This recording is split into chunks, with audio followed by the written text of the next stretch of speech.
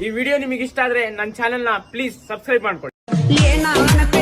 ನಿನ್ನ ತಿಂಡಿ ಬೀಗರ ಅಕ್ಕಿ ಸಲುವಾಗಿ ಚಂದಿ ಎಲ್ಲ